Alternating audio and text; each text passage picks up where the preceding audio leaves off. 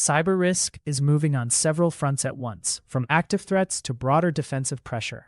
Welcome to the Kernel Panic Brief. Today, we're covering several major cybersecurity developments that matter for defenders, security leaders, and incident response teams.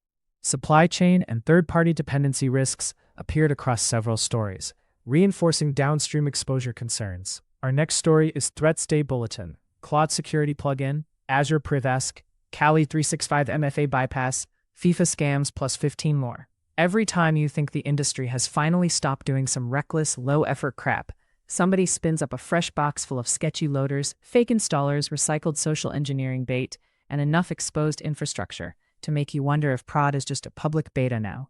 Meanwhile, some researcher casually drops a technique that turns a minor foothold into total account takeover. Why this matters. Policy and infrastructure developments can change compliance priorities and the defensive posture of critical sectors. For defenders, the immediate takeaway is to validate exposure, review detections, and confirm that response playbooks still match the current threat picture. Our next story is supply chain compromises impact NX console and GitHub repositories. CISA is prioritizing the response to multiple emerging software supply chain intrusion campaigns targeting developer ecosystems, continuous integration, continuous development, CI/CD pipelines.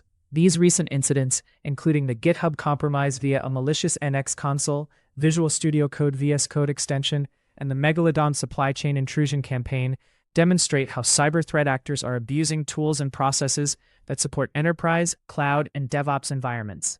Specific. Why this matters. The story signals a meaningful cybersecurity development that may affect defender priorities, exposure, or monitoring. For defenders, the immediate takeaway is to validate exposure, review detections, and confirm that response playbooks still match the current threat picture. Our next story is FBI warns of fake FIFA websites running World Cup fraud schemes. This follows an earlier report on the same issue. The FBI is warning of fake websites impersonating FIFA ahead of the 2026 World Cup to steal personal and financial information, sell fake tickets and hospitality packages, and push other fraud related to the event. Why this matters.